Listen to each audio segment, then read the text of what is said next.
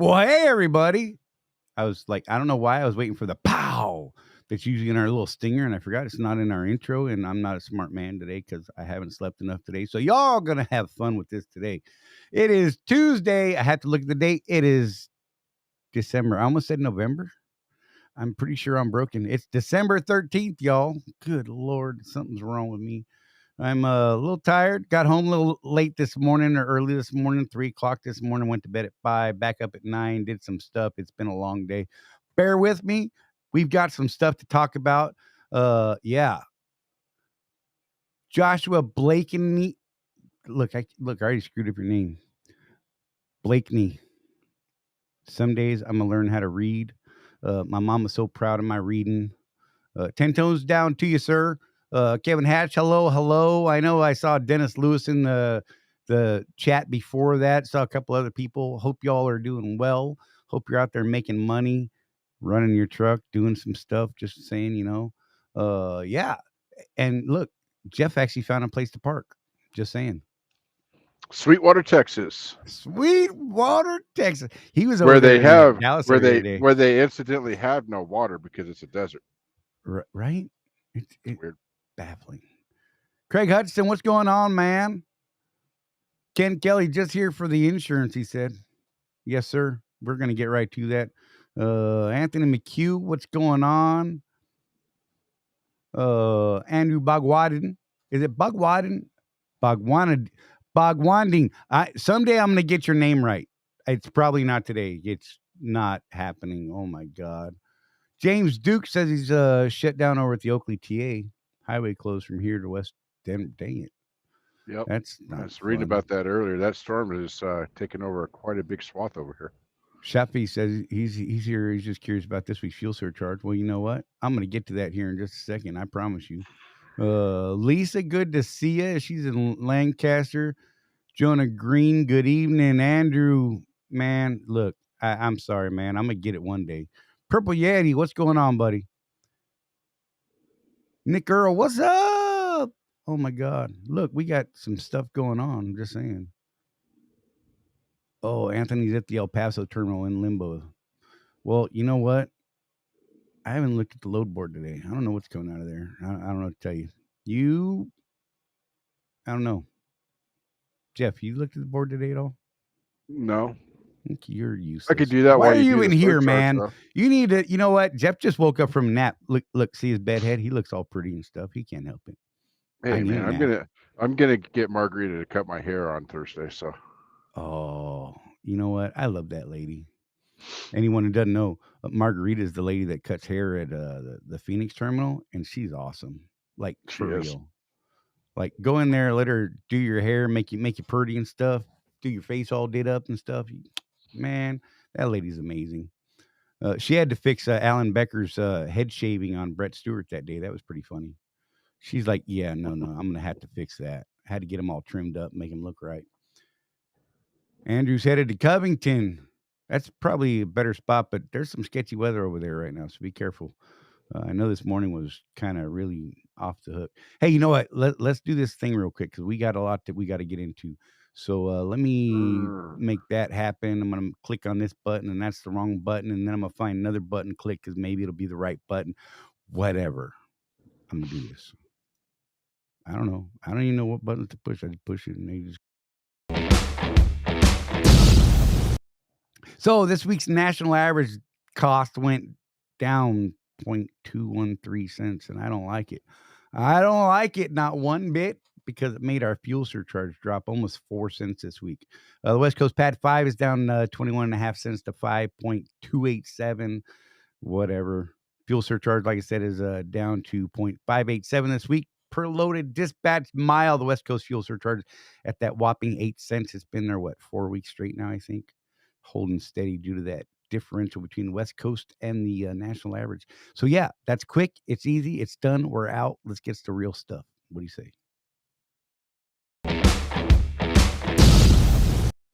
I should probably put this guy back on because, I'm waiting for him to freeze personally because it's in Sweetwater. Who knows what his signal's going to do because it'll be fun.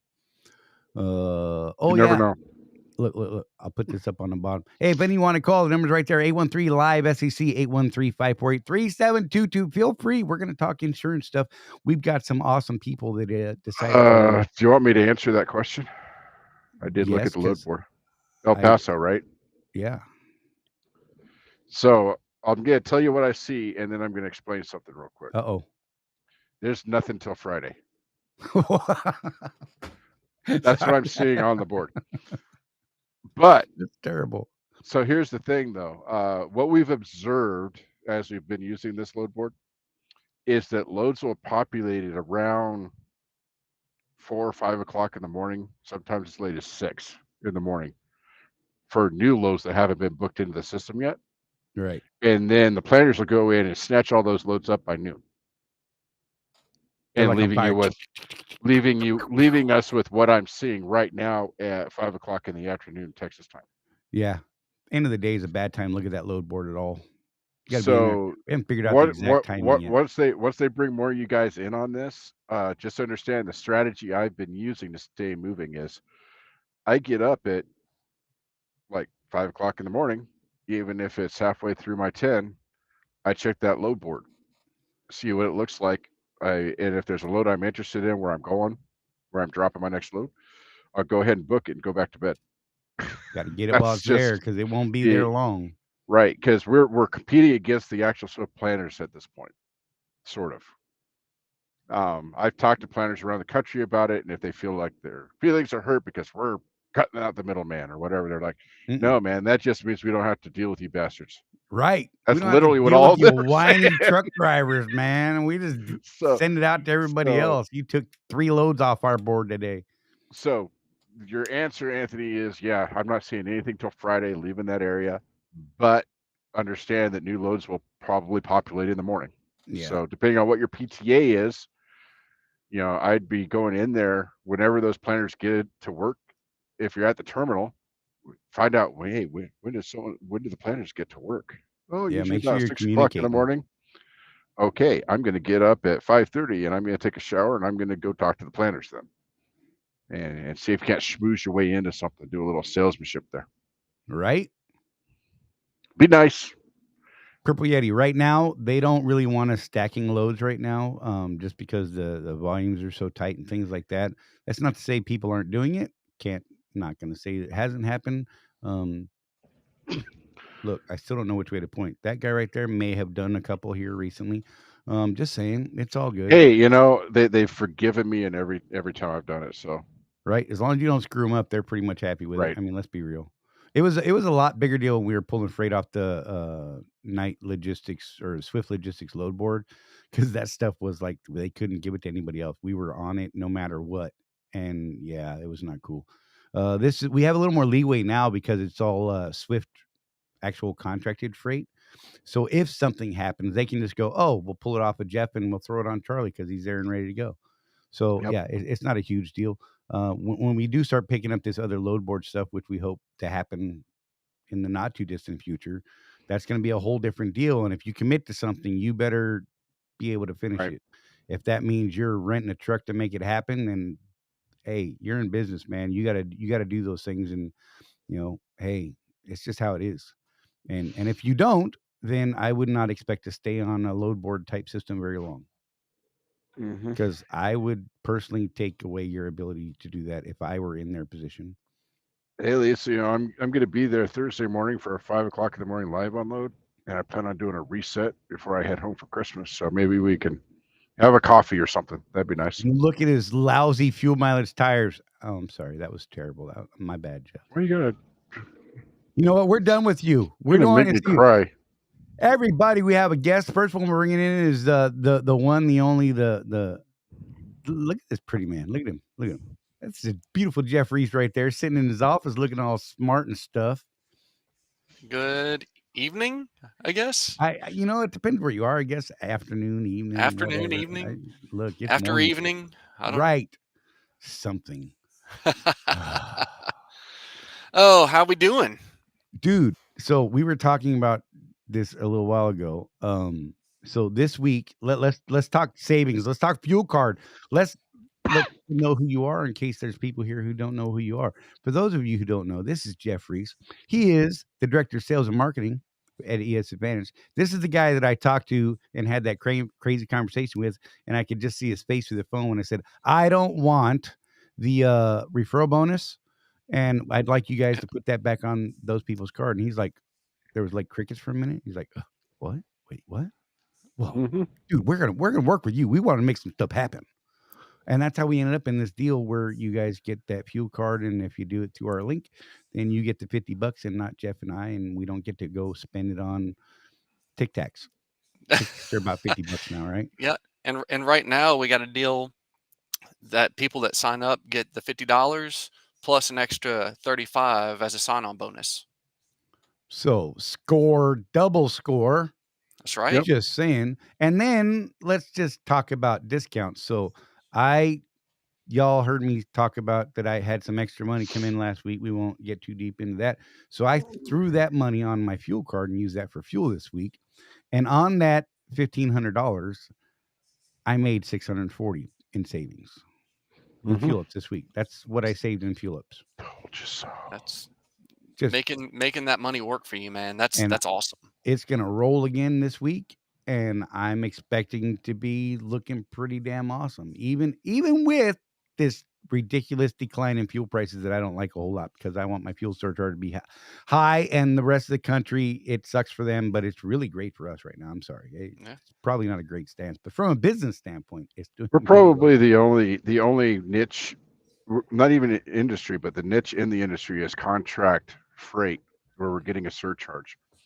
We're probably the only ones that are weathering this inflation thing very well, because we're actually making more money as the price of goods go up. Right. So, we're paying twice as much for eggs, but I'm making more money. So my wife is not trying to figure out if she could buy eggs. I broke it down this morning. I got paid $1.74 per gallon to push it into my truck this week after the fuel surcharge. Right. Wow. I got paid to pump fuel into my truck. This didn't even happen in 2008.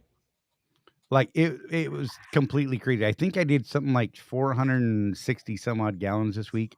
So numbers, like them, they're going in the right direction. I'm just saying. But fuel prices dropping, the surcharge is down almost 4 cents. Kind of bummed me out, but whatever. Hey, what else is going on?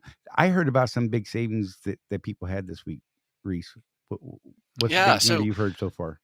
Well, I'll tell you this. Our average for the past week, our program, the fuel card portion of our program averages 55 cents per gallon. That's what we tell all of our customers. However, this past week, the average discount was $1.09 a gallon off. Holy crap. It's that was the average? Insane. That was the average. Wow. So, we expect it to stay like that for a little bit longer. Obviously, like I said, the average is 55 cents. So, it'll come down, it'll come back up. But right now we're seeing records. I've seen discounts over $2 a gallon off. Right. So, I it's wish just I could find insane. a couple of those. Insane. My best this week was at one of the big four that was $1.75 off. That was my biggest discount this week. Crap. And that was the one I was telling Charley. I don't normally do this. That was on a freaking bingo tank. I don't normally run my tanks below a quarter. Yeah. But when I was researching my prices for the day, I'm like, no, I can make it. I can make it. Oh, he was rolling dice. It was great. It's like, that was rolling in on fumes. Yep. It's uncomfortable. Chugga. But for that kind of discount, the next best fuel stop was going to cost you about 30 cents more. So I was like, nope, I'm not even putting the 50 gallons in to be safe. I'm just gonna roll the dice and hope I'm right. Okay, full disclosure, I could have saved another additional 4 cents a gallon on each of my fill-ups this week, but I was filling at a more convenient spot in my routes, right? Mm-hmm. And it just made sense for our shift changes and the fuel up to all go in one, because I didn't want to spend more time. So I paid an extra 4 cents a gallon. Could have done a little bit better, but the decisions you make, convenience. My average cost this week per gallon was $3.50. That's good. That's real good. So That's real good. So and for those people that are new or don't know the program and what all is involved with on the fuel side, we've got point of sale discounts. The discounts are repriced right there at the pump, so there's no rebates. You're not waiting for a check in the mail, anything like that. You get it right then and there. And then we've got a mobile app that you can use to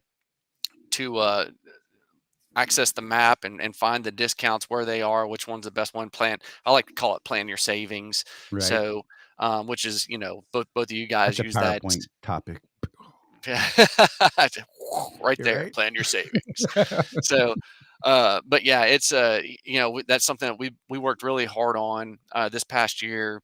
I was doing another podcast, and somebody asked me, like, what's the biggest thing that you remember from 2022? And I said, mobile app. That's what I remember, because that's that's basically what I dreamed about every single night, was how we can, because you guys were a big part of that on helping to develop it. And hey, this is what we need, this is what we like to see, this is what we use today. And so first of all, thank you for that. But hey, but no problem. We keep bugging you for more. So I mean, we're like, whatever. Let's get more, Jeff. Let's get more. He's like, I know, you're like, down. where are we on this? Where are we on this? So yeah.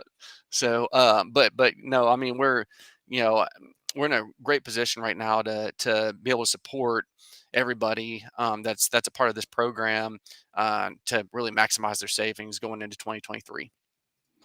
So Purple Yeti said, has the trip planning functionality been added to the mobile app yet? So I have a little bit of a gripe here. I have some issues with the planning on that part of it on your guys' app. So I was actually still I'm still using the WEX app. I'm still using the WEX app as well. I still don't have the stops built in, but I can go from point A to point B and see what's in between and that sort of thing. But yeah. So the routing feature where it actually lines out and drops pins, that's still in the works.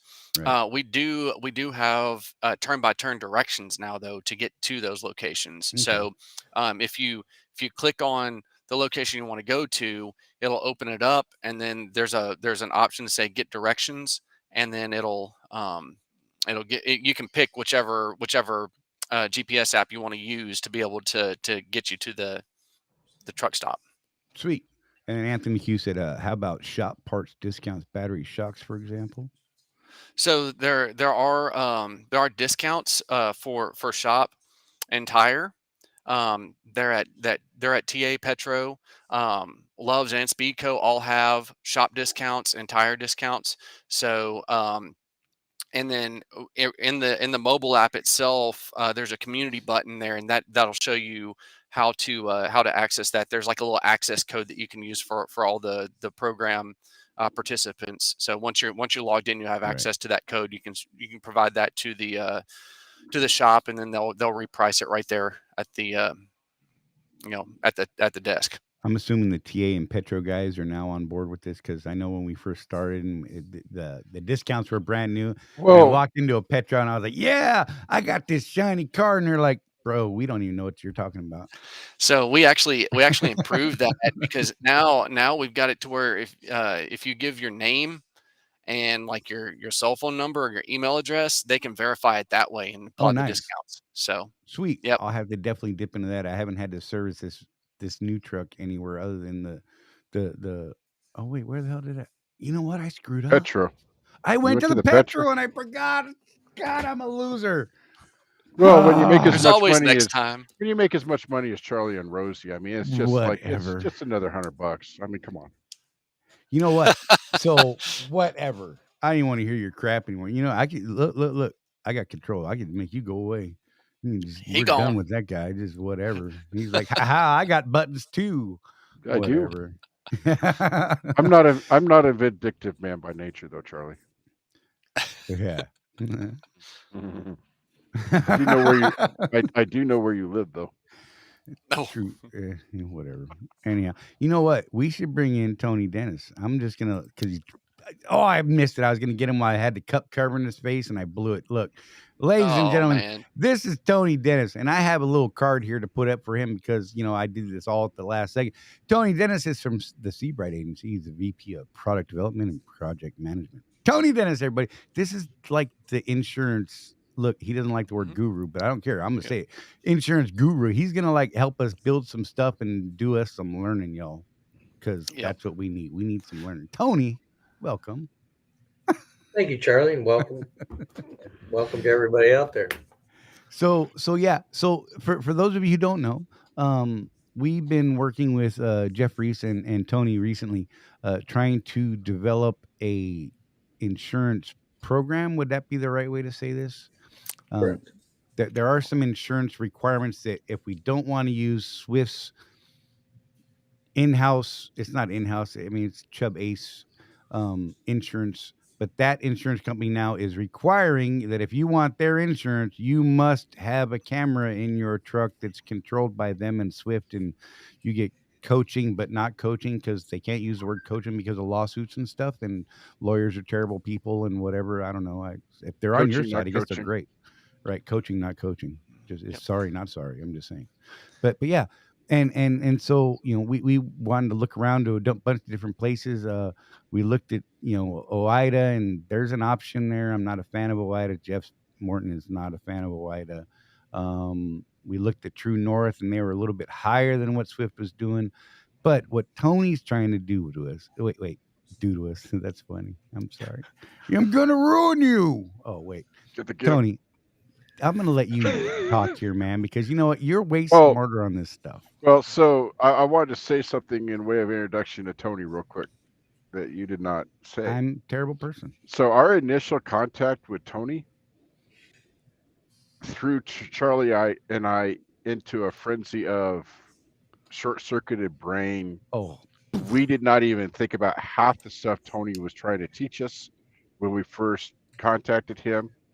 And so just that initial we spent like an hour at least in a conference call, and we weren't really saying much, if Tony remembers. We were actually writing notes because we were like, we never thought of that. Tony thought we were not into anything he was saying. He was like, what was that? Guys? We need to find out about that. So he, beyond being an insurance broker, if you will, Tony's got what other radio hosts and things would say is a heart of a teacher. So right, we're really digging that. We're learning stuff from him that we didn't know what we didn't know. Right. And we're like guiding people and like, look, every day we are glad to learn new stuff. And Tony just made our heads explode that day. Like Jeff and I were writing notes, and like I said, Tony was like, Reese called me after. He's like, hey man, so Tony wasn't sure if you guys were like into this or what was going on, and I'm like, dude, we're like broken. There was so much information, and we didn't even know how to respond. So with all that, Tony, the master insurance guy, mind you. So look, Tony lives on a farm, has a family farm, has a trucking company, but I believe you're separating from that part of it now. Correct. So the guy knows many parts of this industry. It's crazy, like for real. And so he started throwing more knowledge at us, like just on the business side, not even insurance, like other business things. And we're like, oh crap, we're not doing that, Jeff. We messed up. Yep. It was great. Hey, can I jump in real quick, because I want to explain the relationship that we have with Tony and Sebrite. So ES Advantage, a lot of people right now with Contractors Corner is taking advantage of the fuel shop and tire discounts, but the ES Advantage actually brings a community of vendors together to offer up all sorts of different savings and solutions, and Tony and Sebrite are a part of that vendor network. So and when you guys initially came to me, I said, hey, is there any option here? Tony was the first guy I called because exactly like you said, he's an industry expert. He typically ends up breaking your mind for a minute, just because there's so much information there, but he's always looking out for best interests. So, but yeah, that we've used him with our business ourselves, with because we've got our own fleet and our own drivers as well on the other side of our company, and he and his company has done just an amazing job for us. So it only made sense for us to continue to partner with them and to bring these types of solutions and opportunities to the ES Advantage customers as well. So yeah, I'll pass it over to Tony and kind I'll of shut up. introduce himself a little bit more, Sebrite, and we can start that discussion. Right. Gosh, thanks, guys. I wouldn't have said that about myself, but thank you. Typically, I think one of the things that you can understand is I am no longer an agent. My job is to build products. So when you guys came to me, what you said was we have a program through Swift. So if you look at what you have, somebody in an office somewhere decided the benefits you need at a rate you should pay for the services you required, right? Mhm. And they came to you and said that cost X. Right. You can participate. You don't have to participate. Charley may have a need for a very high deductible because he hadn't had an accident in 5 years. And Jeffrey may say, you know what, I had an accident last week and I can't afford a big deductible. But we can all have the same program and the same rate. What interests one party may not be of interest to another. So the idea is to build a program that's designed to protect the truck, but it's also designed to protect the wallet. And talking about physical damage as the primary policy Right. that we're looking at today, right? Right. So in physical damage, none of this means anything until you have a claim. Right. At that point, the premium really doesn't matter. It's how quick you get your truck back, how well the repair is done, and what the final outlay will cost you. Right. And so when you build a product, I can either sell you a 13U, which means you all get the same thing, and you will all pay a price based on the value of your truck, or I can tailor it to match the individual needs. So if you have Comcast in your truck, or you have whatever you have in your truck, or Qualcomm, I'm sorry, you may have to have that covered. We can tailor it to match that. We can also look at the stated value of your truck. So in some of these that I've seen, you go off purchase price, and then your rate is lower because the value of your truck may only be half of what the initial purchase price was, right? So you pay for premium on a much larger number, but at a much less rate. So what you really want to look at is what the monthly rate is to cover the value of your truck. In today's market, I think people forget, or they're probably seeing some of it, is parts are short. So I may have a truck, as Jeff well knows, that goes down, and a $10 electronic part is unavailable through junkyards, through dealerships, through warehouses, and your truck goes down for 6 weeks, 8 weeks. It could go down for 3 months. How many new trucks are sitting in lots because they don't have chips? Right. And in the meantime, you still got to make truck payments, mortgage payments, and you have no income. So depending on what you're trying to do, the policy should look at all of those factors. If that truck can't make you money, will it pay for another truck to replace the downtime? Right. And how do you get to it?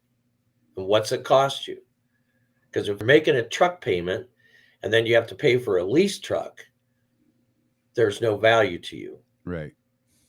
Right? You want the policy to cover that downtime and to put you back to work on a weekly or monthly basis, depending on how long your truck is going to be down for. And today's environment, having your truck go down may not be fixable in a very short window, and that has to be looked at. So that's business overhead expense. So should be looked at. It will cost you, but you will never be without a truck drive for a cost of like $30 a month. Right. Right? Right. Mm-hmm. $10 part you from earning $3,000 to $4,000 a week, and yet for $30 a month you can have that truck payment met, so you can go somewhere and rent a truck. Right. And look, we don't think honestly, I can tell you that Jeff Morton and I haven't thought about those parts of these things, right? We think, oh, we're good, we're getting a wreck, we're covered. And that's pretty much where it ends in our brain, because we don't know, again, what we don't know. Mhm. So when you came in and started talking to us last week, or the week before rather, and we were just so damn blown away because of the things that you're saying now and what the options could be. Our main focus right now is that physical damage, but we need to gather people so we can build that risk picture. I guess that's the right way to put it. And so that you can actually Correct. build this, get an idea of what the average contractor at Swift's risk analysis. I don't even know the words to use here, and so this could become so much more of a coverage. And I just want to throw out real quick. Tony said, "Hey, are you guys looking to make money on this? Is this going to be like another side business venture to Contractors Corner?" And we said, "Absolutely, hell no, please God, no, thank you."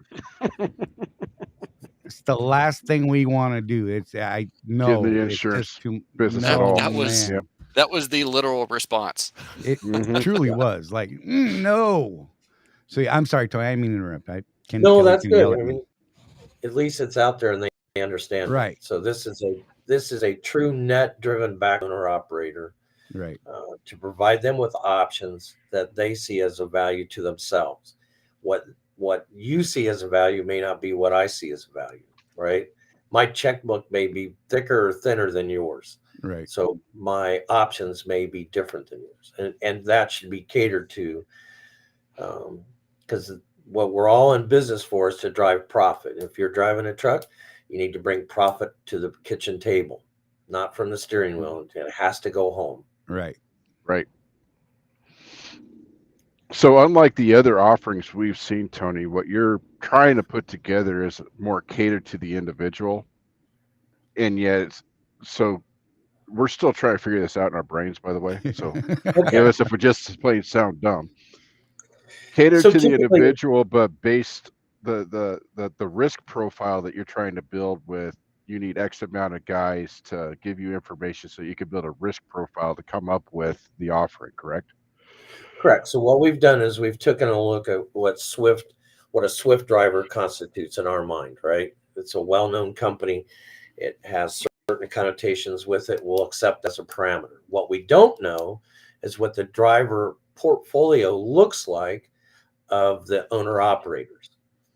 Today, you're thinking it's only guys who don't want to put a camera in. And there may be a reason not to put the camera in. And the same game, gentleman or lady may allow you to put a camera in as long as it doesn't dink them, right? Right. There's a lot of arguments for cameras, right? And I'm a proponent of cameras. Oh, as are we. As long as they're facing forward. Right. I don't, so because the guy that cuts you off, somebody pulls in front of you and slams on the brake. Mm-hmm. And those people are at fault. We can keep them in check. So there's a reason for it. But the idea is to get some idea of what the makeup of these drivers look like. And so what we've asked for is a list. It doesn't mean it's the list of people who would actually purchase the insurance. We'll leave that as a separate issue. Right. But we need to make a profile of this particular venture. And from that, we'll come back with not a single deductible, a single rate. We can reward those drivers who need it, and we can have a higher rate for a driver who's got a little bit of hair on it, right? Right. It'd still be less than what the market. That's the whole idea, right? I don't want to be dirt cheap, but what I want to be is I want to be reasonable in price and deliver a product. So Gallagher Bassett paying the claims is important to us, but it's the claims adjuster that's really important. It's the network. How quick do they respond? Do they pay the tow bill? Towing is a huge issue. If you haven't had an accident in the last couple years or 5 years, great. But people who have had accidents have seen those tow bills skyrocket. Oh yeah. And a lot of times you'll find out that your policy is short to cover an entire tow bill. Right? And they're limited by the policy. So we want to make sure that we get the proper amount of coverage, what you're comfortable with, and then deliver a product that when you need it is your ally, not your enemy. Right. Right. So none of us ever want to use insurance, but damn, we're glad when we got good insurance. Right. And that's very true. Right. Nobody pops a beer and sits down and says, "Hey, you want to talk insurance?" Right. It doesn't happen. Right.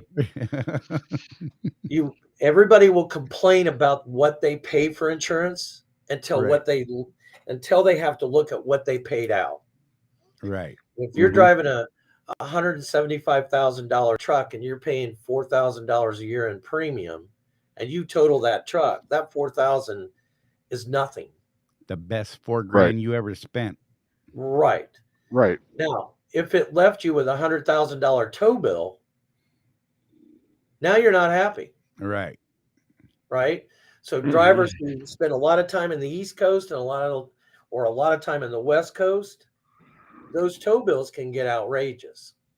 And if you look at your policy, and I don't know what Swift's policy is, I've never seen it, right? So we've never talked about it. Right. But if these tow bills have a $15,000, $20,000 tow policy, that's how rates go down. That's not what you want to look for. You want to be able to ask the coverages. So when we talk to individuals, as we get this put together, we'll be able to give the driver the ability to make business decisions.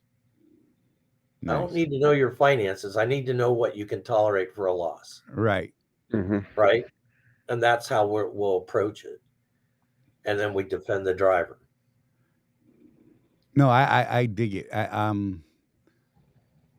We've gotten a couple of questions from people. I know I have. I'm sure Jeff has as well.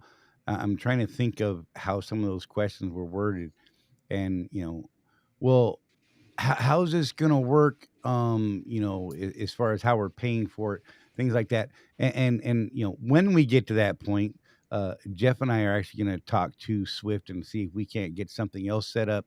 Otherwise, it's going to be a monthly premium you pay, or I'm assuming a monthly premium type of deal, Tony, would be my guess. Yeah. So the insurance is purchased on a monthly basis, right? Right. So today, I'm assuming that you have your physical damage with Swift, right? Right. Today. Right. If you quit Swift tomorrow, not that you would, but if you did, what happens to your physical damage coverage? SOL. It terminates when you terminate. Right. So if you're poor old Jeffrey sitting down in Texas, which is not where he lives, and he gets mad at dispatch and quits, what happens to him? He's crying. He's calling me on the phone saying bad words. Well, actually, they have to allow him to get home. So the policy would get you home. That's right. Jeff, you can't take off and go to Disney tomorrow while you're thinking about what you just did. You have to make the most direct route within reason to get home. Right. As we build this program, we want the program to be part with you. We want you to be a part of a community. So if you quit, you need to be able to have that policy to continue, because when you quit, or if anything happens to you, if you got disabled, the bank still demands payments, right? Right. You have to have that vehicle insured, or they're going to force place insurance on you. And that rate won't be pretty at all. No.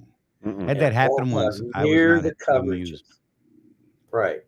So the idea is to build a product that works almost at every avenue.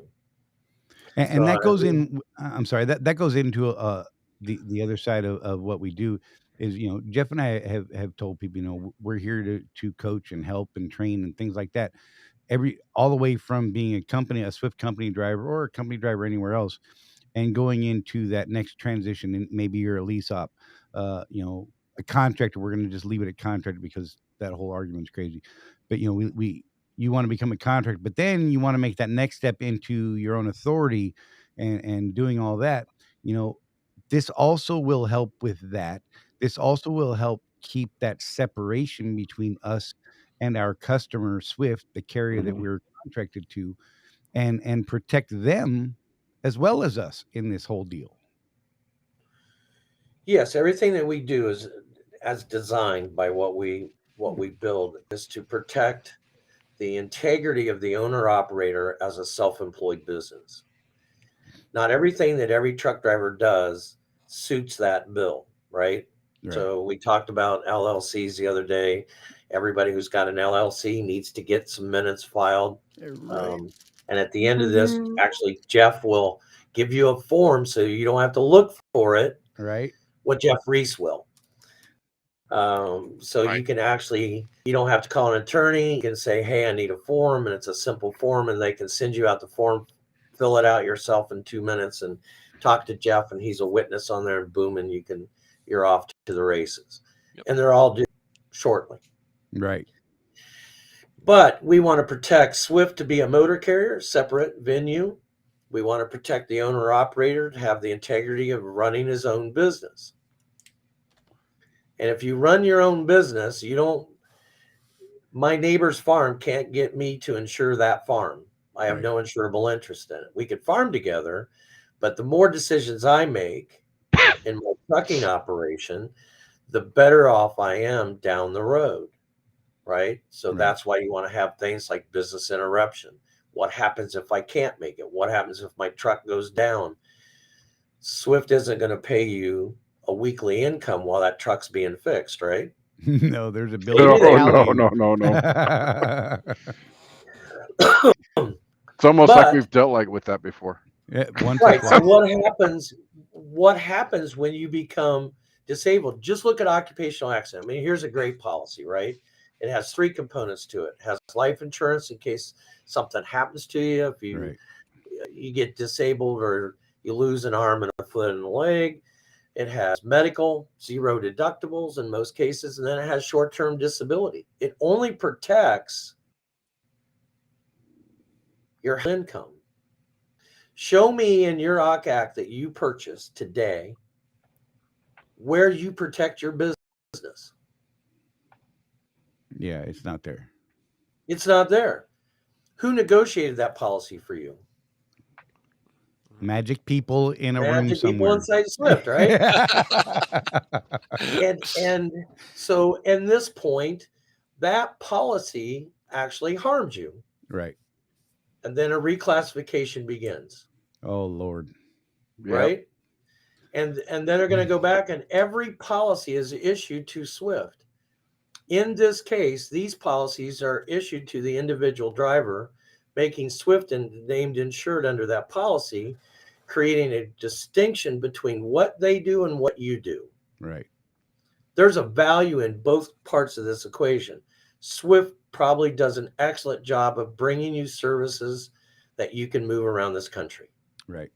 Right? And the more they're not in your business, the better you feel. Absolutely. And that's actually our objection to the cameras that they're asking for, by the way. Jeff and I are huge proponents in all of our contractors putting cameras in their trucks because of the protection value that it provides.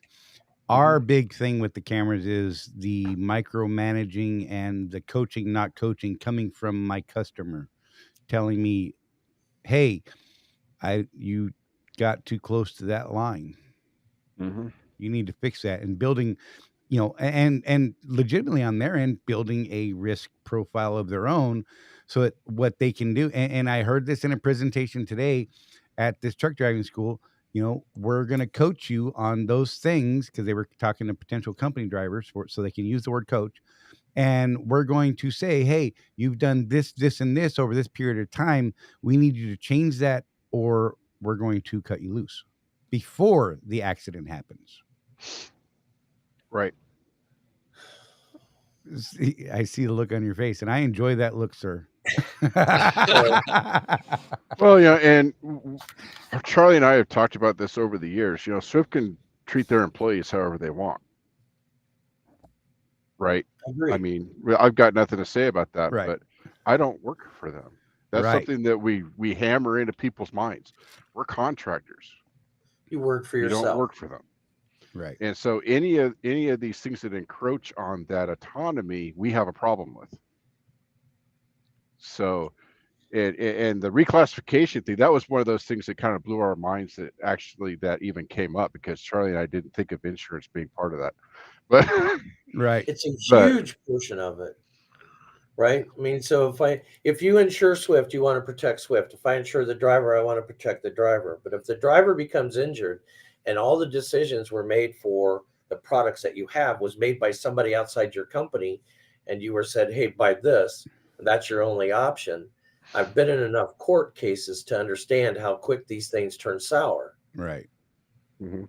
The way to do it is to make sure that the driver understands that being an owner operator is a value to himself. His company is of value. Our profession as truck drivers is huge. People don't understand. There's nothing you eat, you drink, you wear, you buy, you use that wasn't trucked in some form or another, right? Right. If I have a 10-cent razor in my hand and I shave, that steel was mined and trucked. The plastic was ground, mined, cast, trucked, right? It got to a store through a truck. Trains don't pull up Right. to Walmart. Trucks do. Right. Yep.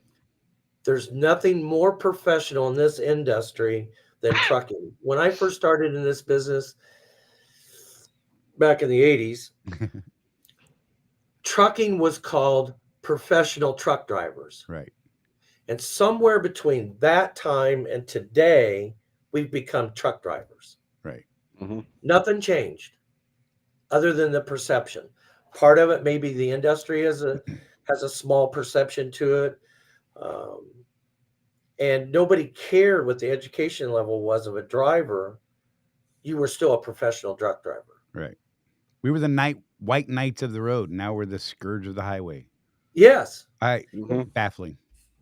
Right. And when you would go on vacation back then in the 60s and 70s, your parents would tell you to pull your arm down, and Right. maybe a driver would honk at you and wave at you. And it was a thrill. Mm-hmm. Absolutely. It was an exciting life that you've never seen before, right? No matter what your parents did for a living, they weren't seeing the open road. They were the cowboy, the white knight. Right. Today, get out of my damn way. Mm-hmm. I'll hug your ass and Mm-hmm. I'll cut you off and get out of my way. Right. And they'll never let you can run for 2 miles with a blinker on. I just did that today. And you're at fault. There's no courtesy. Right. Right. And so the persona of people has changed, and the attitudes of the general public. And it's because we don't paint them in the right picture. Right. Right. Even drivers, when they're on the CB, they don't have courtesy towards one another. Right. Mm-hmm. Right. Oh yeah, it's gotten ugly. So to me, being part of the trucking, I can't tell my drivers enough how important they are to the entire community. And their kids should know it. And, we do a safety meeting for the drivers, for our own drivers. I spend the first 20 minutes praising what drivers do. Because I don't care if you're an attorney, you can't open your law practice without a truck. You need paper, you need computers, you need furniture, you need books, and you're not going to walk to California to get a set of law books. Right. Right. You're going to truck it. Right. And so if in these meetings, to me, if drivers understand how important they are and what a pivotal part they are to this industry, to the entire economy, it can't exist without it. Right. And so I look at things that Jeff does with a fuel card. You guys were talking about your fuel savings. We actually use the ES card. And today, the guy I was telling Charlie before, they actually called me at 4:00 this morning to tell me he said $1.29 a gallon. He was that excited. Yep. Right. So, and as Jeff said, some guys even saved enough money to make their house payment. Right. That's a huge thing.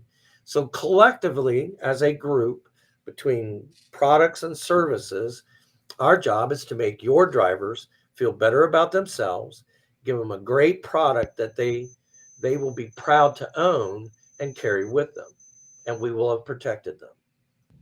Right. It doesn't mean bad things don't happen. Every day, bad things happen to us, to you. But if you can control 99% of them, you will feel better and we will feel better. Oh, heck yeah. And Swift will feel better about themselves because you're not calling to complain to them. You're calling to complain to us. Right. Right? Yeah. Yeah. We and Right. Lord knows we will complain. I'm just saying, Yeah, it's us at a bunch. Let's be real. Comes with the territory, right? Yeah. It does. We can complain about it being blue sky and happiness today. I'm just saying. It's too blue. It's too blue. I don't like Sky's that blue shade. is too hot for me. Right. So Ken Kelly had a question here going back to like the payment protection type thing. He said, is that payment protection an add-on, or would that be something that's written in the policy, that type of deal? So typically every coverage, we start with a base platform and you build up. Right. So one guy may want it, one guy might not want it. So we start and then you end up with a base rate plus all the other things you want to cover. Right. And that's how you would build it. And keep in mind, folks, our major focus right now to get this started is that physical damage coverage, right? That one piece that we must replace so that we don't have that camera in our truck, or one of those 4 cameras that they said you can have, right? And Correct. Not a requirement. Good Lord. Cameras. I'm sorry. Oh, Tony, one of the big beefs I had when they told me that I had to have a camera. So I've been saving up money to get the camera I wanted for my truck, which is a Falcon Eye 4 camera system. And that camera does not cut it for these people. Right. Why? Because Swift doesn't have access to it on streaming. They want to be able to stream it. So a better camera system, right? Which I could turn on streaming for them if I wanted to, does not meet their requirements. But they want I just want to add a piece here. Sorry, that it wasn't Swift that wanted access to it, because I actually asked them about that. And like, no, we told them we don't want to do this coaching crap. We don't want that part of this. You guys, as the insurance company, are requiring this, and they said, no, we need you guys to do this to keep this rate. Right. Well, and one of the things Charlie and I have been talking about for the last month is that I think that we contractors need to understand something about Swift's insurance. We are piggybacking on whatever discounts they get for their 17,500 truck fleet. Right. That's what we're doing. This is not catered to us. For all intents and purposes, I know it sounds bad, they don't care. They're giving us an offering to piggyback on their discounted rate that they're getting for their huge fleet. That's what it is. So whatever is being required for the company is being required for us. That's what's going on. Right. We have the option to not buy that insurance. So that's what we're trying to do. But I think it's an important thing to realize that that's what's really happening, is that Swift's insurance, they're willing to let us piggyback on their discounts or whatever, which are actually pretty good, really, when you go out there and look at insurance quotes from other companies. But that's what it is. We're piggybacking on their insurance. So they're not going to change anything about that policy for 1,500 owner operators. Yeah, you're basically 10% of the population. Right.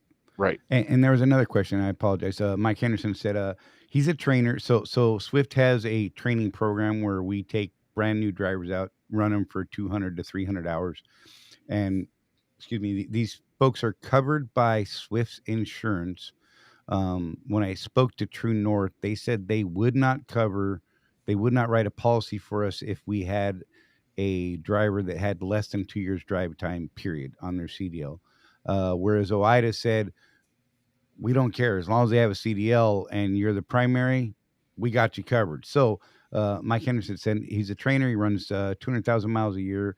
Would that change the rate or even quality for the insurance, or would he even qualify for the insurance? So obviously trainers have inherent risks that you Absolutely. Right. So things that make sense to you and I driving that truck, to a trainee pulling into a parking spot, Right. in a rest area, pulling away from pumps. Yeah. Yes. Those are the two biggest claims that we see, right? Wow. They don't know how to park in Right. line, and then they didn't give themselves enough room to get out, or they try to jam themselves into tight corners and rip off trailers and bumpers and fenders and mirrors. And so what we do is we have the primary driver, typically we would give whatever he's looking for. Okay. But the trainee would have an extra exposure for premium, right? And he gets an extra income himself while he's doing that training. So there are bumps and bruises that we would have a surcharge for. Right. We could do it by higher premium or a larger deductible. Gotcha. Right? Everybody has to learn how to pull up to a pump. You would think that's just firsthand knowledge. It is not. It's not common sense, apparently. Apparently not. And you would be surprised. Simple things like forgetting to take the damn nozzle out of the tank. I just had to pay that.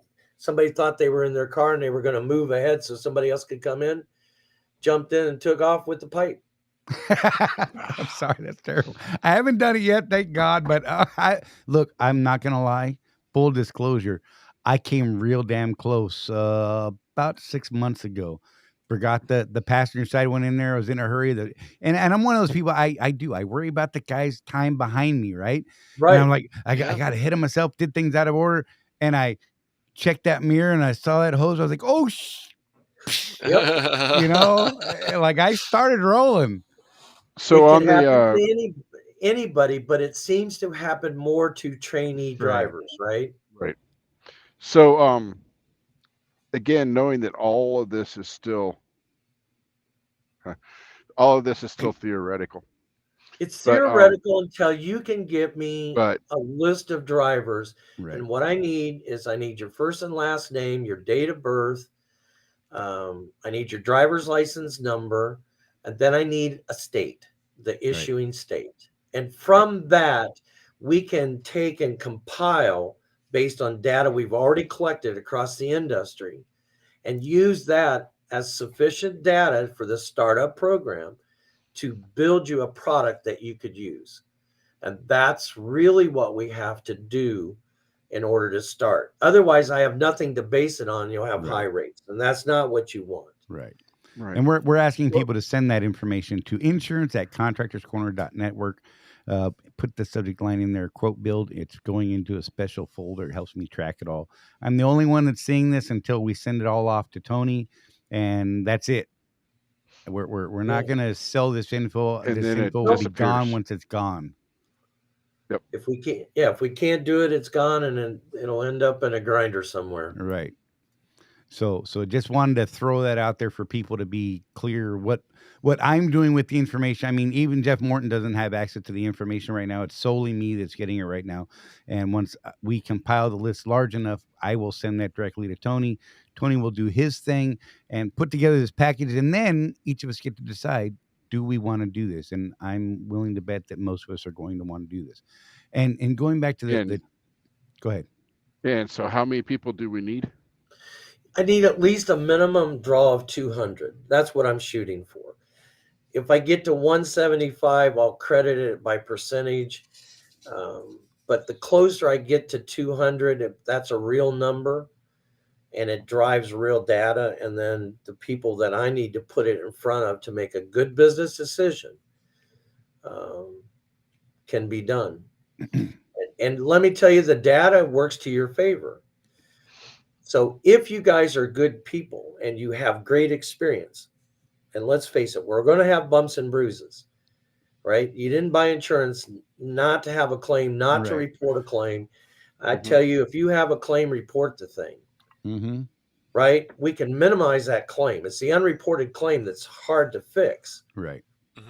Right? But at the end of the day, because we're independent of the primary carrier here, you can have things like profit sharing, where the group as a whole can turn a profit and a rebate. You can't give a rebate, but you can give profit sharing. Right.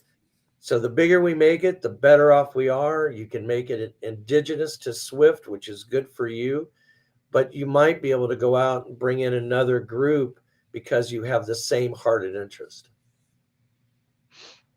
Yeah. Purple Yeti said, can you use company driver info, or are we only looking at Swift contractors? I need it to be true. I need it to be contractors.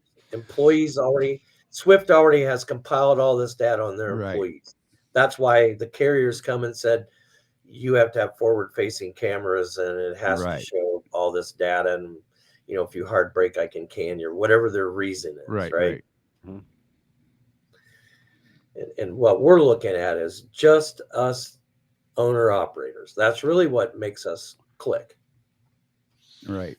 And how many owner operators are under Swift right now, working with Swift? Last number I heard was somewhere between 1,500 and 1,700. Okay. So we just need a small percentage of those to that number to and just our private group alone is, what's our magic number today? It changes way too often for me. I think we're right around 230 or 240. So what we're trying to do is really get the bulk of our group, which is a pretty good representation of the entire Swift contractor division, family, group, whatever the hell you want to call it today. And build from that. Our goal is to be able to say, hey, Swift owner operator division, look at what we put together with Tony. Can you put this in front of the rest of your people if that's not going to hurt anyone's feelings too bad, right? Because their position is they want us to go out and get these other things, because it's going to protect them. It creates more separation, right? And if we can get a better deal on our own, which has not been the case in the past for a lot of people, let's just be honest about it. Times are changing. We're getting more educated. We're learning how to run our businesses better and understand our contracts, things like that, so that we can go out and do these things and actually run our business the way that we need to run our businesses, because that is what it is. It is our business. And in the past, the mindset has been, I'm basically paying for a job, right? And people weren't reading contracts, and they're just like, oh, I just want to drive faster. I didn't read this 58-page contract. I have no idea that I'm even on the hook for fuel. Look, we had a guy not too long ago said, wait, we have to pay for fuel? I'm like, the hell did you just say to me? Wait, what? Yeah. But I thought I had no payments for 6 weeks. Dude, that's a truck payment, not fuel, not insurance, but hey, we don't know. We don't know. Dennis Lewis said, are we going to be able to raise the speed on our trucks with the insurance? Just curious. So I can actually answer. Yeah. I'm going to say no. Right. Because that's contractual.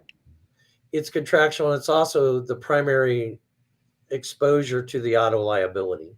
Right. Right. And so the higher, the faster these trucks move up and down the road, it's an 80,000 pound bomb trying to stop in 10 feet. And the faster you go, the more feet it takes. Right. So absolutely, the physical damage will follow suit on the auto liability, which you also get from Swift. Right. And Dennis, I'm just going to put it out there because, I have to say this. Why do you want to go faster anyway? Come on, man. The hell's the matter with you, man? You just not listen to what we say? Come on. Not a word. He's like, I just tune in to talk trash to Charley and bug Rosie and poke Jeff, Yeah. Sorry. Our guys are amusing to us sometimes. And Dennis Lewis is just fun to pick on. I apologize. Sorry, not sorry. Coaching, not coaching. Well, the faster you go and hit a deer, the more damage, and maybe he's looking for a new truck. Right? 15 years. No deer yet. I'm just going to throw it out there. That's why I don't have one of those big old ugly shiny bumpers that cost you a quarter to half mile per gallon. There you go. I've had 2 deer strikes in 15 years.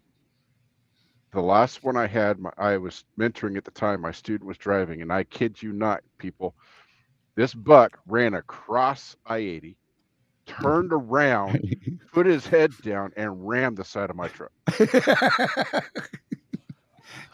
He's apparently not a fan of Swift. I had enough. I had enough of him on the side of my truck to make flies with for my. That's just wrong. Oh my God, I'm sorry. That was the worst one. That one actually took me 2 months to get the freaking fairings, man. The fairings. Right. I drove without fairings for 2 months because Freightliner had to order them, and then they ordered two right sides, and all I really needed was a left side. Oh God.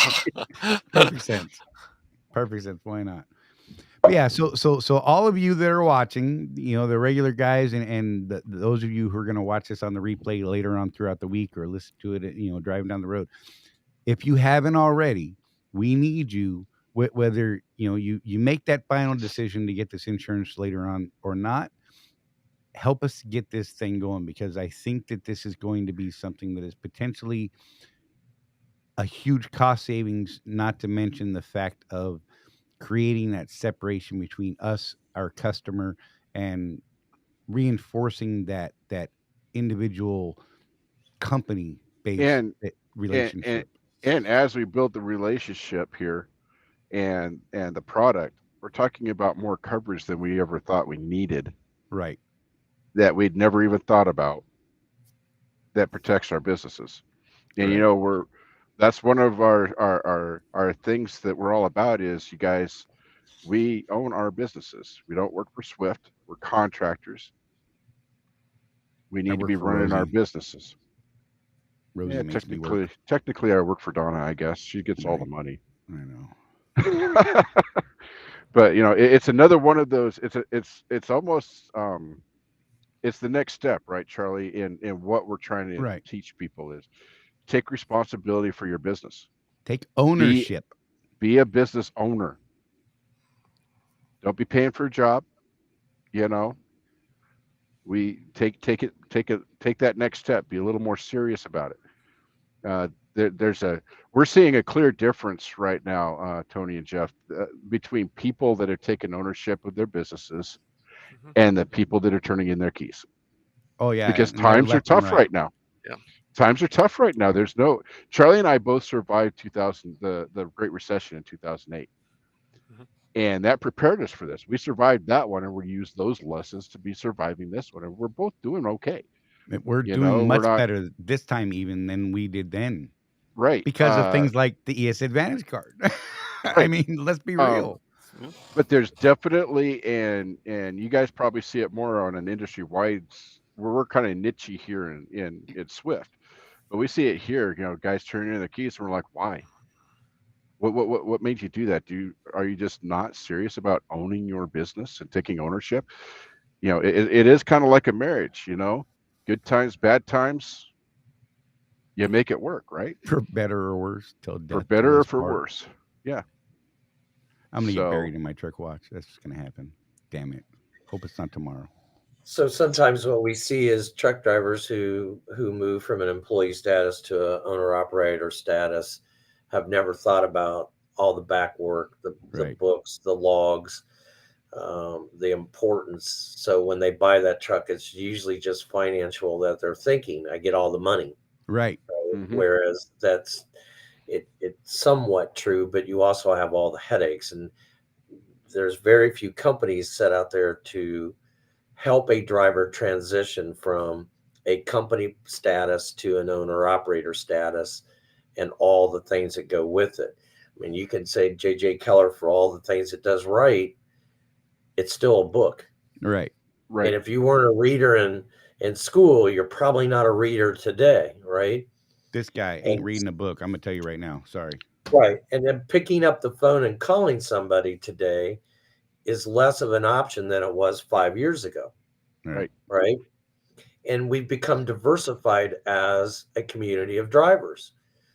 I mean, the percentage of English speaking drivers is diminishing day by day. Right. You get in Chicago, it's Polish, it's Russian, European, Indian. It's diversified. It's hard to communicate to everybody in clear language. Right. Right. So today you see on your policies, it will be disputed in English as the primary language. Right. Because we haven't, as a nation, said English is our primary language. Right. So as you break those barriers and figure out how to cater to the entire community, I think you're going to find a more successful group of individuals. And you're seeing a lot more women drivers, right? They're becoming, I mean, they really are becoming a dominant factor. Absolutely. It truly is a class of its own. And to see young drivers, young lady drivers, it's impressive. I mean, it's a true number. It's a percentage. Yeah. And so you've got to be catered to them. You know, I've only been doing this for 15 years. I can tell you in the 15 years, this diversity has gone from kind of a gradual progression to in the last probably 5, it's gone almost vertical. More and more people are choosing this as a way to make their living. I trained a airline pilot a while back, years when I was still training people. A guy that was a successful VP at a large big company where the guy was making buku bucks, right? And I'm like, and then I had a farm kid, the next guy that had never been off the farm. I mean, talk about the spread of people just in that side of it. Then you throw in, men and women and the different nations of people who are making that transition over here. And they're like, well, I came from wherever and I'm here and I can't get work doing, I saw a guy that came over from Africa who was he was in the medical field. In fact, I believe he was a doctor there, but couldn't get licensed here for, X amount of time. And he's like, well, hell, I can make more money than I ever made there driving a truck, and I'm happy. We're good. Let's go. And actually became a contractor and moved on to bigger, better things. Last I saw that guy, this was years ago, had his own authority and a small fleet. I'm like, well, power to you, brother. Get it, Yep. Yeah. It used to be, in fact, when I was a kid, I mean, most drivers came off the farm because we could already drive. Right. I mean, how many times did you see, back in the day, driving cross country? I remember sitting in the back of the car going, holy crap, I was 7 years old and there's a kid out there running a tractor or a pickup truck down the road next to me. I'm like, what the hell? Why can't I drive this station wagon?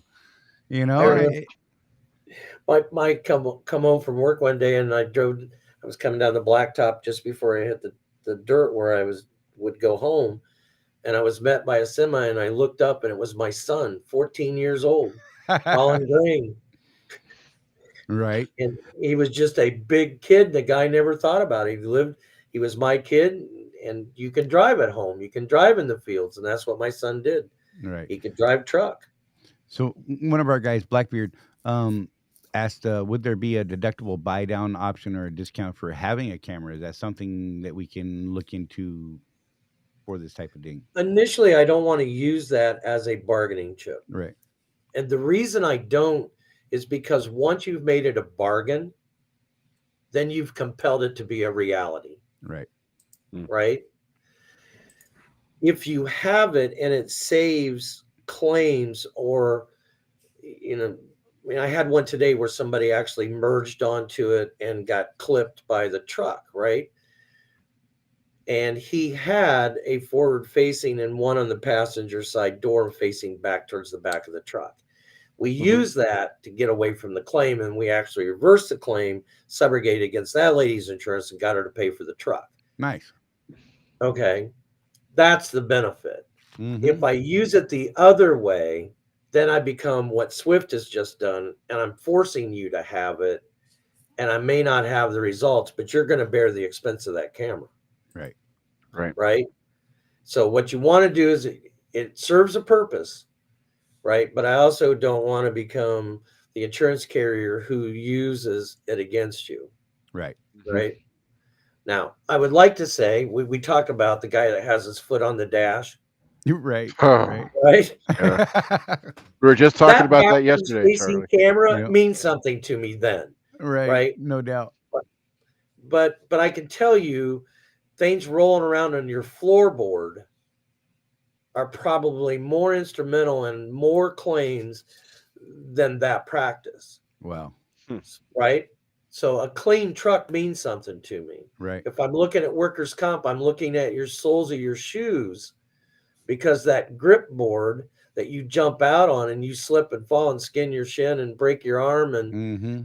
lose your finger because you got it caught. And those are real claims too.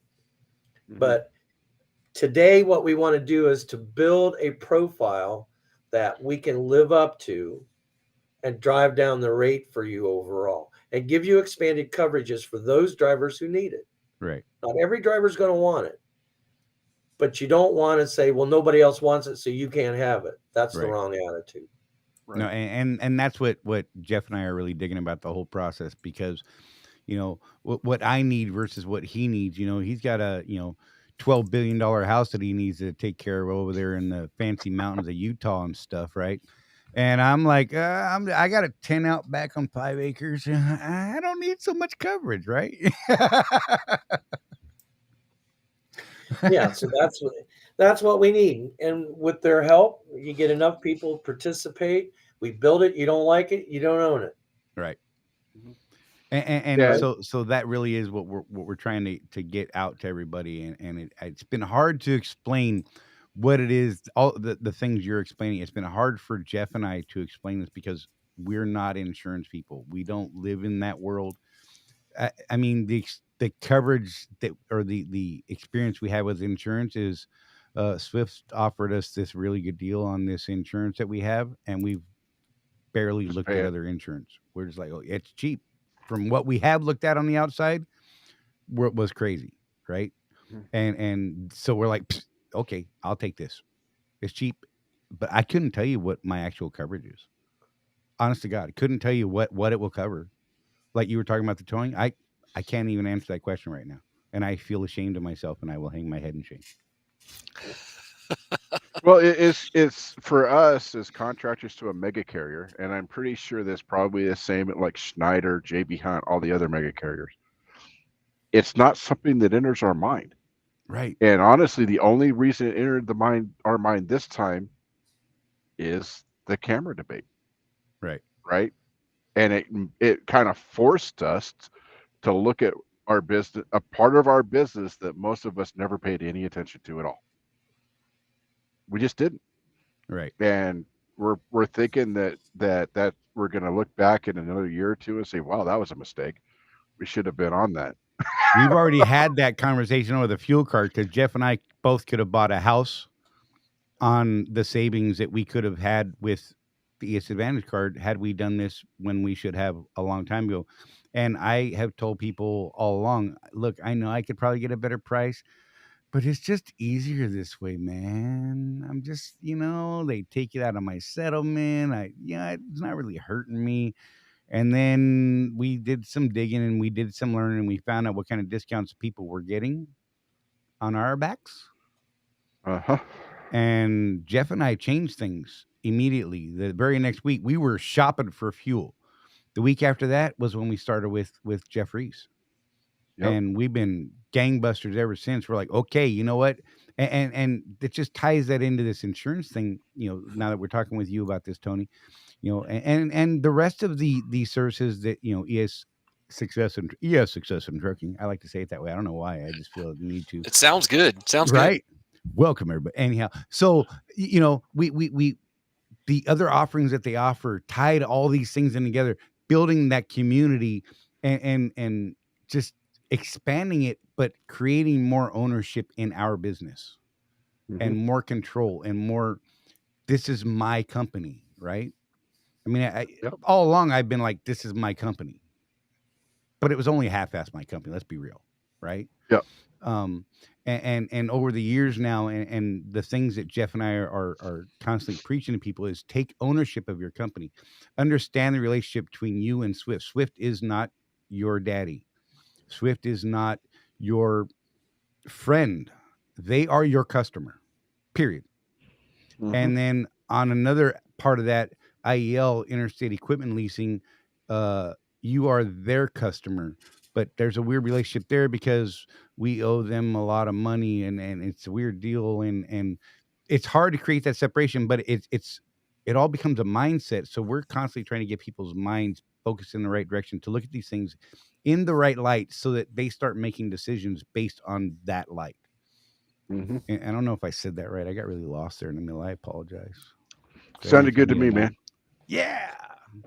So Swift is actually a tool to every owner operator who leases onto Swift. Absolutely. It is a tool. You can use it for its good. You can look at it for its bad. But Swift is a tool, a valuable tool Absolutely. to every owner operator, right? And to me, that's the way I want my owner operators to look at me. I can be there. You can't fix every problem behind the wheel. If you're a dad, you're a mom, you got a house, you got a family, you got a life, and you can't be there if you're in Sweetwater, Texas, and your daughter's causing problems. And Swift doesn't want to be a surrogate parent, right? Right. Okay, so there has to be a good relationship between the owner operator and that driver to fix normal problems. Right. Whether it's the home life, whether it's transportation issues, repair issues. If your truck breaks down tomorrow, how are you going to find where you're going? If you have a great relationship with a network that will put those carriers, those services in front of you, backed by, so for example, we use ES. I know that when I call them and tell them I blew my engine, they're going to help me. They're going to put me in the right place at the right time, and I'm going to have the right peace of mind, right? I don't have to go out and start interviewing everybody in the world to fix my truck. And I get a fair shake on a price. And if they don't do it, I call ES. I don't call them necessarily the repair shop. Right. Because ES has a reputation to uphold, and they are my liaison between whatever repair I need while I'm on the road. It's one thing if you live at home, drive out 200 miles and come home, I'll have a local mechanic. I'm out on the road and I don't know where I'm going day after day. I can't research every city in America for a potential breakdown that it may or may not happen. And I'm not going to tow it home. Right. Every time I've done that, I've ended up getting, Uncle Bucky on the back road that's got 3 wrenches and none of them are the right size. I swear to God. And he is top dollar charging, baby. I'm just saying that man is raking it in. And then I end up going to another shop to fix what he fixed. Right. Sorry. No good deal starts out, psst, buddy, come here. Right. That's right. Maybe that's where I've gone wrong on all these deals, because I swear to God, they all start that way for me. I got what you need, Charlie. I got what you need.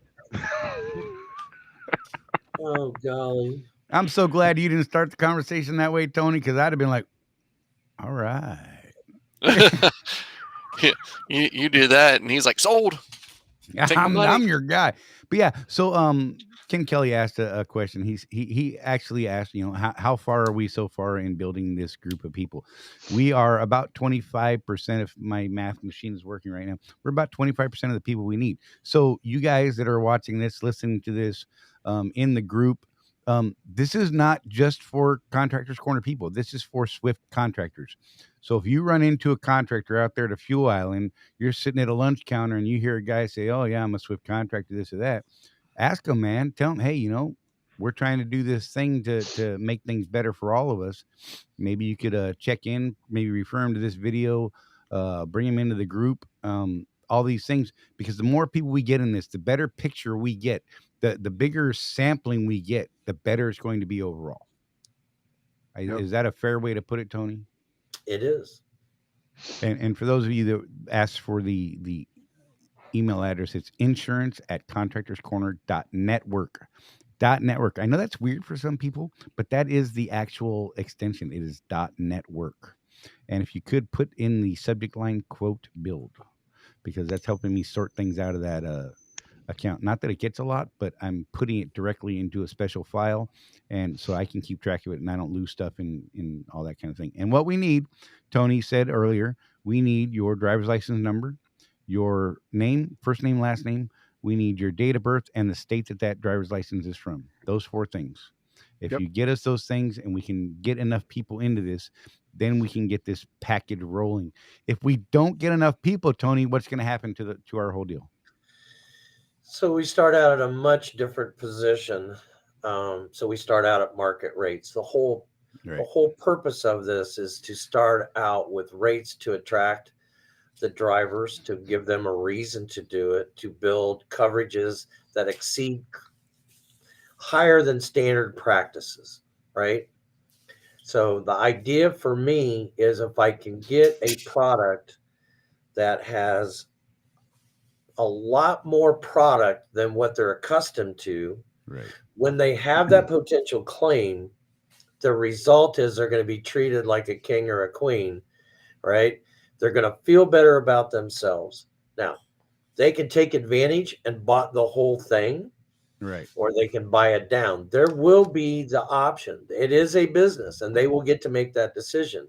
But we can lay it on the table for them and help them through that process. right. Right. So one of the benefits I'm seeing here, Tony. Excuse me. So those of you that have had to deal with claims at Swift and the nightmare that is, so much fun. Tony says something, being treated like a king or queen. That's appealing to me, and that's worth something. You know, to actually have a claim. You have a claim, and you call them, and they actually, like, I don't know, help you. That would be nice, wouldn't it, guys? I'm just saying. Wait, you mean insurance is supposed to be helpful?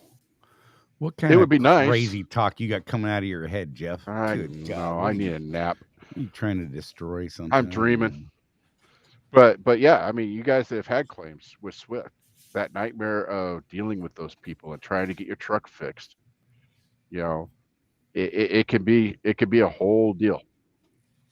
I mean, you know, there was when I did actually have an accident about 3 years ago, Tony, that most people know about, in a really bad ice storm in Nebraska. So you can imagine what that must have been like. And I had to argue with them over the tire that popped when I hit the ditch. They paid for the tow. They paid to get the truck fixed. It took me 3 months to get the price of the tire out of them. It was covered. It was covered by the policy, but getting that $500, pulling teeth. You might as well ask to date their daughter. So it was a steer tire? Yeah. So wouldn't it make more sense to have a deal where the steer tire only costs the insurance company a couple $100 versus $500? Yeah. Right? Right.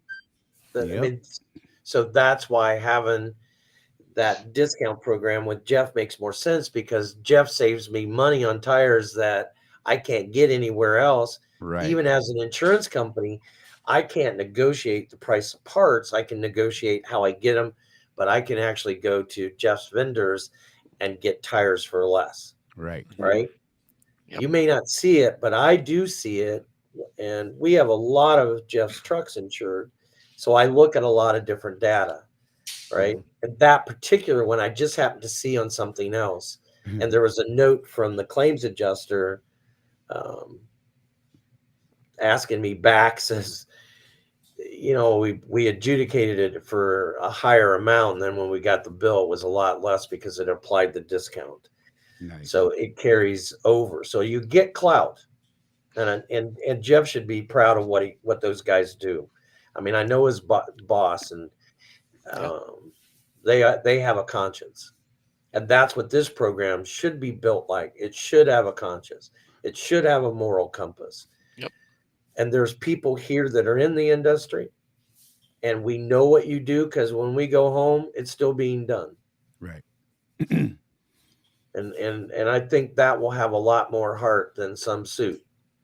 Yeah, and you know, there's a lot to be said about, you know, what you're talking about, the quality of service, you know, from you know, the ES guys, from you know, building a relationship with an insurance company overall that's actually going to give, for lack of a better way to say it, and Jeff's going to get mad at me, maybe he's going to give me a look. Watch.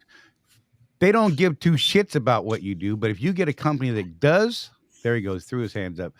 You get a company that does and takes care of you, and at a comparable rate and a better coverage and more service, oh, I'm so in. I'm there, man. God, I deal with so many people in the rest of our industry where, you know, like we talked about earlier, you're the skirt of the road. You're just another shithead truck driver that's causing them problems, even though you're delivering the product they ordered. Mm-hmm. You're bringing them exactly what they wanted, when they wanted it, and how they wanted it done. But you're a pain in their ass. Even Priuses have to be delivered on a diesel truck. Okay, I'm just saying. They don't come in a box delivered by a drone. Yet. It, you know, that drone was in a truck at 1.2. Just gonna throw it out there. But yeah, so developing those kinds of relationships and getting that kind of quality and that service and those things, those are things that are important to me. You know, I look, I have told everybody I will pay a premium to get a better service. Mm-hmm. I can accept comparable coverage. I will pay a premium for a better service, a better customer relation, you know, them and me, that they actually care about my business and my overall well-being business-wise, right? And so I just can't stress enough to everybody that, you know, submit this information. I have 1,000% faith that this is going to be a better deal for us overall in the long run, that everybody's going to benefit from. Yep. I just don't know any other way to say it. You know, so yeah. If you guys got any questions, please throw them up, and we will get to those as quick as we can. We're back. Yeah, look, Lisa. Look at Lisa, the time counter. We're at 1:30. She said. You stop it, Lisa. Don't be watching the clock. Is Lisa hungry? All right. Hey. Jokes. Stop. I'm better. Okay. Snickers. I'm just saying. Betty White. What? Stop it, Jeff. Don't shake your head at me, man. PG. Sorry. I apologize.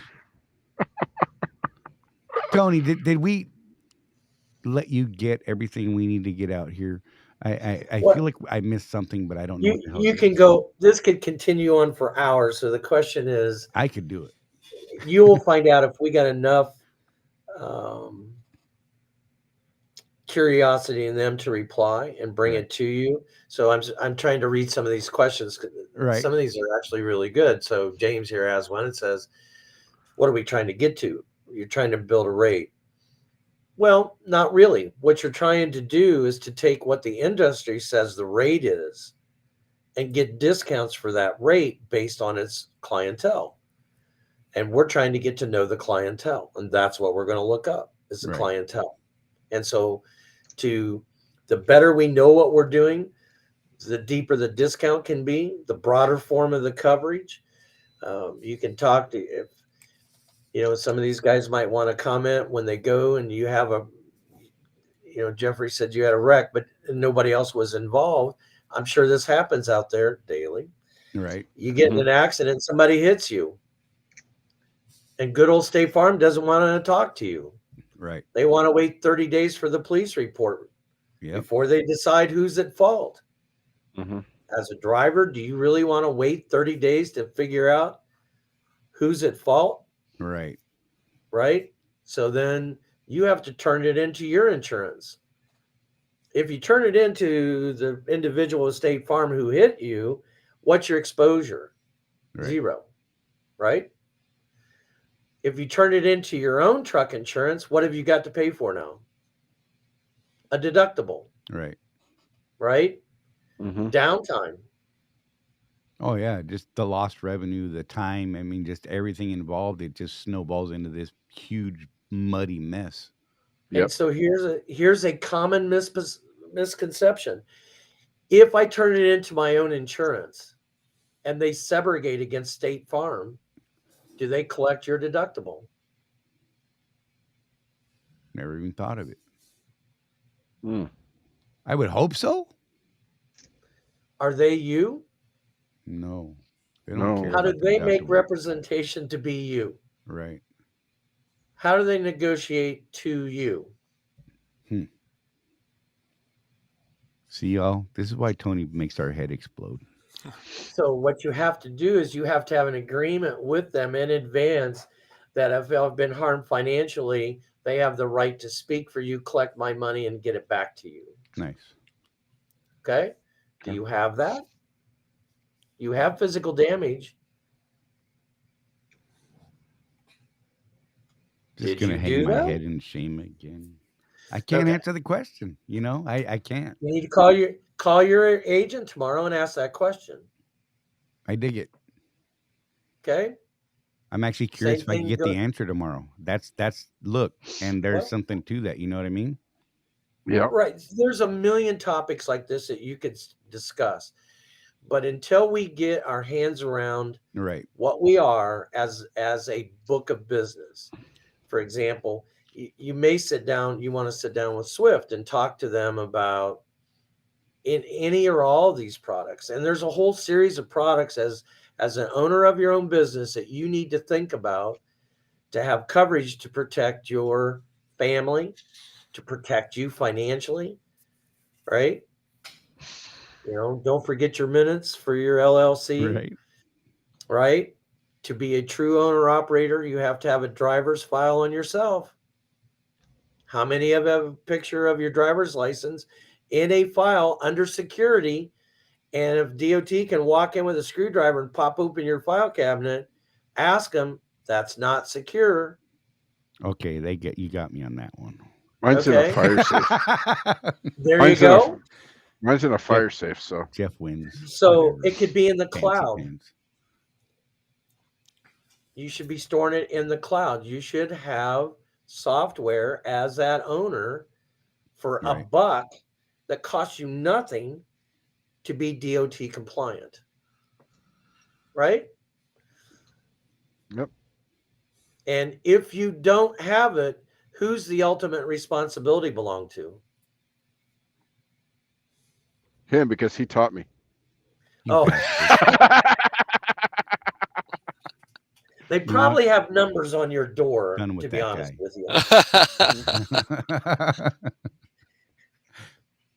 Right? It's Right, simple things absolutely. like that. And so, you know, and that's what as many suits as I've seen and been a part of, it's the simple things that we fix, right, Jeff? That make the process almost go away. Anybody can sue you for anything. You can never stop stupid suits, right? Right. Because attorneys get paid when they win. And if I can get you to settle for $20,000 and you're a winner, I just made money. When they Right. have to fight, that's when you win. And, They and don't Mike have Ford, fight in them. Mike Ford said, and you know, and this is, you know, his experience. You know, he was in a wreck, and also he feels that all Swift cared about was getting the truck fixed. He had to hire his own attorney to fight the company that hit him. You know, I mean, there you go. You know what I mean? Subrogation. Right. So, you know, it's yeah. I mean, I was in a wreck. I was rear-ended in a truck. I was actually a passenger at the time, and nobody wanted to do anything for me. I had medical bills that stacked up in Oklahoma City, and I lived in Oregon at the time, right? Because I took a little ambulance ride, and that was fun. Woo! That was great. anyhow, and yeah, nobody wanted to help me out. Look, and I'll throw out our OCAC here because I tried to file the medical stuff under that, and I hated that experience and ended up saying to hell with it. Never finished filing the claim with the OCAC side of it, and just let the lawyer I hired in Oklahoma deal with everything. And I mean, I ultimately got screwed on the entire deal. I got my medical bills covered, so I guess that was good. I lost all the downtime. I lost a ton of revenue in that. I legitimately had a fear at that point for a while, and it changed how I train people because of that wreck, because of the way that it happened. But I showed a physical, a real tangible loss in revenue following that accident because of what it did mentally to me. It was added a little more to that PTSD thing I got going on, right? And so I mean there was an actual record. I could show them historical data on revenue up to that point and what had happened after that point, and nobody gave two shits about it, which bummed me out. And nobody was there to have my back on that. As long as the truck was fine, that was the end of that. That it was over. Yeah, look at Jeff Reese's face. He's like, "Holy hell!" True story. That's It terrible. happened, and it was It back when I happens was, every day. and it was back when I was a Think about what the trainer. carrier's designed for. Right. Think about what the insurance carrier's designed for. They're designed to do exactly what the gentleman whose name just left the screen Right. is to fix your truck. Right. They don't care about anything else, just fixing your truck and getting it quick. There are other aspects to that. So, for example, had you had your own GL for $12 a month or $14 a month, that GL becomes your defendant. Did you have that? Do you have it currently? I read the top one up here. It says, I got all my stuff under lock and key and I do my own drug testing. Well, I don't know anything about drug testing law, but I'm thinking if my drug addict tests himself, he's only going to test a day he's sober. James Vaughn. Right? Yeah. So that's why they have drug testing groups. Right. It's so that you have no control over when they spin that wheel and you get called. Right. Right? Consortium. I just like that word. I'm sorry. Yeah. So I'm thinking, I'm not sure that that's legal, and that's not my bailiwick, and that's not my forte. Well, I promise he's still in the big consortium that we're all a part of. So there you go. James Vaughn is a cool guy. So not that anyone besides me probably cares right now. I care, James. I care. James has a really cool setup. He actually lives in Mexico and comes across, and he's got a great deal going. Like that guy's set up. I dig it. I'm just jealous because I'm not. So he's a B1 driver? I don't know what that is even. He's a U.S. citizen, but married a national down there and lives on that side. Okay. Yeah, he's got other businesses as well and some other stuff. He's got kind of a cool setup. I kind of dig the whole situation, but yeah, but yeah. So look, guys, seriously, if you got any questions, throw them up right now, please. We're gonna wrap this thing up here in just a couple minutes. Tony, we do have a lot of viewers now that we've gained recently who are not Swift contractors. Is there a way that maybe these guys can reach out to you on an individual type basis to get a hold of an individual policy, or is this strictly a more of a group type thing? So typically, keep in mind, I can't help. That's not what I do. I build. So there are people inside the company. They certainly can call the office and make a phone call. That number is 800-366 6466. Can you give me that number one more time? Sure. It's 800 366 6466. Okay, cool. And they can ask for, I'll throw out Myoka, Nyoka, born in Hawaii, obviously. Or you can ask for Scott. I mean, there's a lot of people. They can ask for me. But I can't.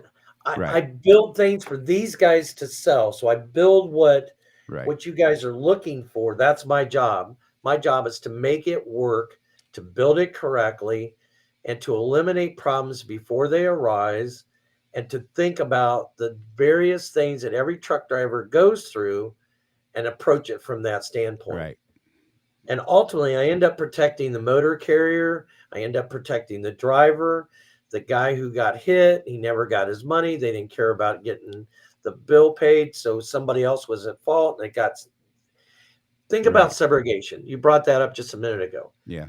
I have a $10,000 repair bill, right? State Farm doesn't want to pay it because they want to wait 30 days, and you're not going to wait 30 days. And after 2 weeks of screwing around, you decide to turn it into your insurance company, and you got a $1,000 deductible, $5,000 deductible. The insurance company pays the bill, and you say, the other guy's at fault. And you're going to spend $5,000 or $6,000 in attorney bills to go collect $5,000. Right. Well, if you're an insurance company, you're spending money to lose money. Right. Right. You're not going to do it. Right? Yep. There has to be a better way for subrogation to begin. So and this is part of the process. So there are tools designed to do just that, to take it out of attorney's hands, to put it into a collection department, to collect that money on your behalf, saving the insurance company a whole lot of money. And it's successful most of the time. Right. Here's where it doesn't work. You call in and exaggerate the claim. You ended up turning it into yourself, right? And we pay the claim. And then we find out you're at fault. Right? Mm-hmm. That camera will help us decide if it's a forward incident. Right. It will help us decide. Right? I mean, we all watch a football game and we see it with different eyes depending on which color we're wearing, right? Yeah, Look at the Vikings this weekend. He goes running down, catches it. Did his foot go out of bounds? Well, if you're Detroit, he went out of bounds. But living here in the purple and gold, there was so much green between that white line. I could see it like it was a hayfield. Right? And so that's what we try. We try to take that out of it. So there are things that we can do that normal companies don't do. And we bring that approach to everything.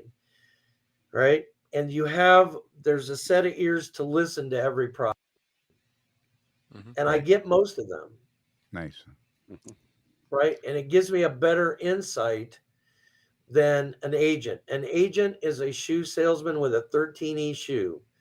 And he can go to a different carrier and get a 10. Right. Right? We all been to the shoe store with our mother years ago, right? We walked in, we wanted whatever we wanted, and we end up getting whatever she wanted. Yeah. That was me shopping for shoes with my grandmother, not gonna lie. Every time it was a set of Kmart, what were they called? Zips back then? The Kmart Zips. Scats. I tried to tell people they were cool because they had like this little Z pattern on. I'm like, look what happens when I step in the sand. Pow! It's a Z. And they're like, bro, that's not Vans. What's wrong with you? Because I grew up in LA, there's not Vans, man. I'm like, whatever. I got 14 pair for the price you got for them Vans, man. That's right. I was outgrowing shoes. It didn't matter. Well, if I can help you any more than what I've done, absolutely, Tony. Please, you've got my number. Let me know. And I thank everybody for listening, and hopefully you're entertained and educated at the same time. Yeah, Tony, I want to thank you so much for coming in here and trying to explain this stuff and dealing with my scatterbrainness. These guys don't know how to get me in check. I try, but there's so many damn squirrels everywhere. They get me. And Jeff Reese, Mr. Jeff Reese from ES Advantage, ES Success in Trucking, our dude for the ES Advantage card. You guys reach out to Jeff. You know what?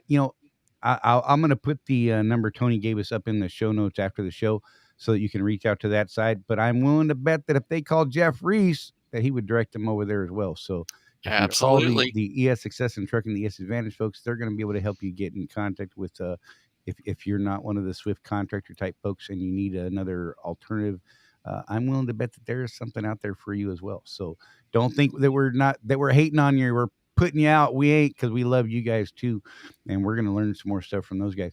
So Jeff Reese, Tony Dennis, you're awesome. Jeff Morton, what do you got to say before we kill this thing? I got nothing, man. Oh, Nothing. Hey, Jeff, I want to meet your wife. Next don't think- conference, I want to meet your wife. oh, this would be. Oh yes, let's do it. You know what? We should just put both our wives on. In fact, we got to get Jeff Yeah. Reese's wife in it too. That'll be great. We're all gonna get beat up then. My wife will be like, "You're late for dinner." Right? You're Why late. the hell aren't You're you late. home yet? Oh, Why my bad. have you not So, left? everybody, we will be back here next Tuesday, 6 p.m. like every week, 6 p.m. Eastern time, 6 p.m. Tuesdays, y'all, Eastern time. And All right. you guys be safe this week. Take care of each other. No one's out there taking care of us but us, you guys. So look after each other. Tony, Jeff, Charley, this guy. Thank this guy the most, because I'm just saying right now, it's a pretty man. Look at this. Still haven't shaved. I don't know what the hell's wrong. You guys be safe. Have a great week, and we will get back to you next